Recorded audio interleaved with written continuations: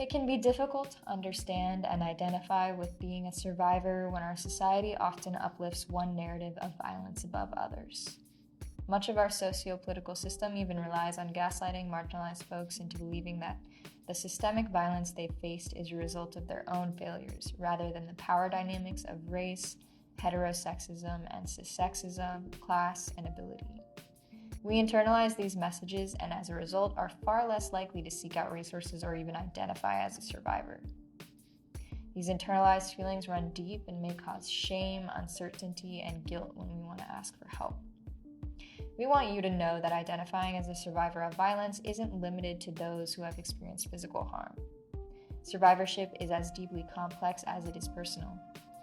Survivorship and survivor-centric resources shouldn't be gatekept or limited to those experiencing interpersonal violence. They shouldn't make you feel ashamed for wanting to access them.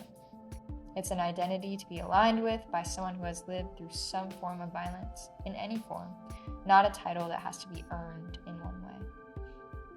If you have lived through any type of violence, interpersonal, verbal, economic, institutional, to reiterate a few, then you deserve to be in the company of other survivors and advocates speaking your truth. You deserve to name that experience for what it is and was. Your experience doesn't have to be explosive, shocking, or leave physical marks to be valid and worthy of aid. We know that accessing resources isn't as simple as it sounds, even if you're comfortable identifying as a survivor of violence. The same systems that cause us to internalize shame about naming violence ensure that certain avenues of help aren't as available to some as they are to others.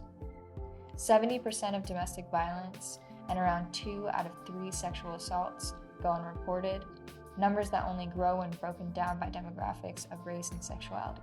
Why? Because systemic imbalances rooted in racism, misogyny, transphobia, homophobia, classism, and ableism mean that a survivor is more likely to be traumatized in their search for aid than not, and particularly when it concerns law enforcement. Black and brown survivors are often criminalized or arrested when seeking aid, and many LGBTQ+ survivors report law enforcement as being completely unequipped to recognize queer-centric signs of IPV and DV. Furthermore, most marginalized people carry residual trauma from past experiences with law enforcement, making contact with them undesirable at best and re-traumatizing at worst. That's why it's so important to us that survivors know that there are resources outside of mainstream services and law enforcement.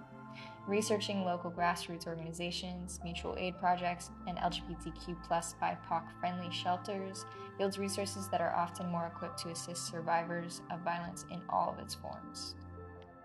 Nations Foundation, Mutual Aid Distribution Richmond, Peters Place RVA, the Virginia Sexual and Domestic Action Alliance, the YWCA, River City Harm Redux, Side by Side, and the No Left Turns are just a few organizations located in and around Richmond.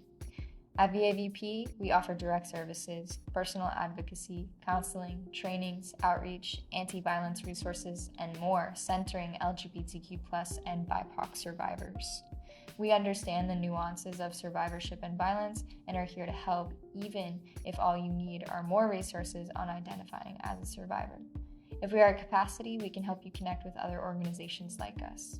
We are available for contact at VAVP Advocacy and Services at virginiaavp.org or at virginiaavp.org. Our 24/7 LGBTQ+ helpline is also available to call at 866-356-6998 or text at 804-793-9999.